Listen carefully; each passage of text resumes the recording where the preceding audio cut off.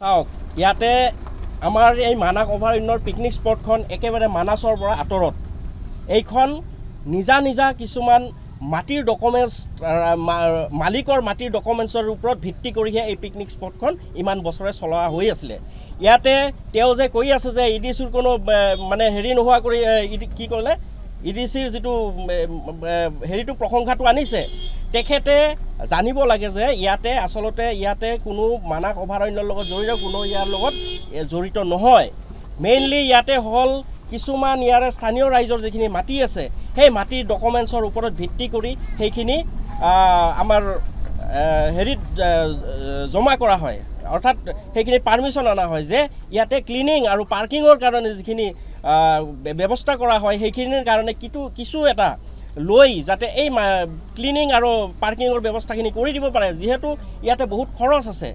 নিজৰ মাটিখিনিৰ এতিয়া শিল বালি উঠাই বা খেতি বাতি কৰে এইখিনি মাটি সিহঁতৰ মোটামুটি 6 মাহলৈকে এই মাটিখিনিত নানান ধৰণৰ ধৰক খেতি বাতিৰ পৰা বিৰত থাকে সিহঁতে যাৰ কাৰণে সিহঁতক কিছু এটা এই কমিটিৰ জৰিয়তে কিছু এটা মানে সিহঁতক পইচা দিয়া হয় যাৰ পৰা এই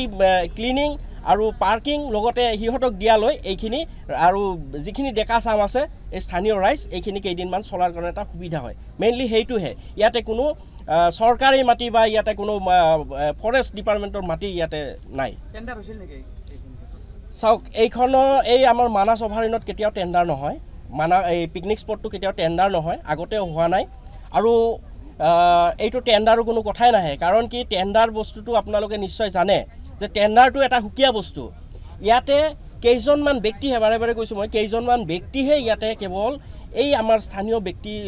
ডেকা ল'ৰাকেইটাই লগ হৈ তাৰমানে এই যিহেতু আমাৰ এটা সুবিধা আছে মানাহ অভয়াৰণ্যৰ ওচৰত যিহেতু বিভিন্ন ধৰণৰ আমাৰ ইয়াতে বেকী নৈৰ পাৰে পিকনিক খোৱা এটা আমেজ ল'বলৈ আহে যাৰ কাৰণে এইখিনি নিজৰ ব্যক্তিগত মাটিত মানে সেইখিনিত ডকুমেণ্টছখিনি হেৰি কৰি দেখুৱাই সেইখিনিৰ পৰা ক্লিনিং আৰু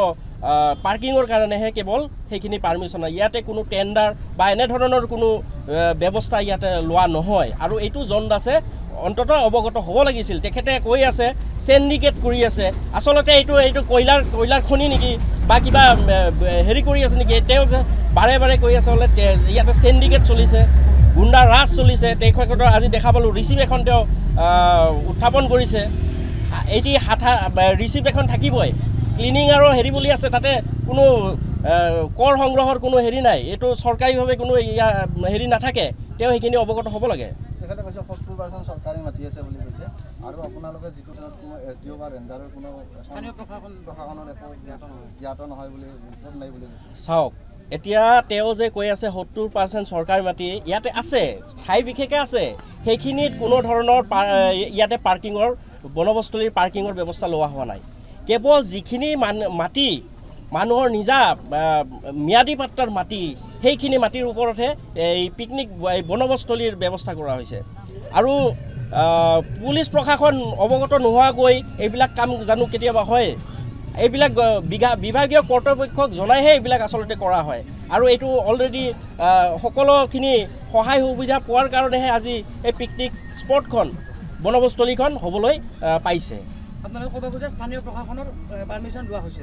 স্থানীয় প্ৰশাসনৰ পাৰ্মিশ্যন থাকিবই পাৰ্মিশ্যন মানে কি তেখেতসকলক যাতে এই যিটো বনবস্তলী ইয়াতে যে কোনো বিশৃংখলাৰ সৃষ্টি নহয় বা কোনোবা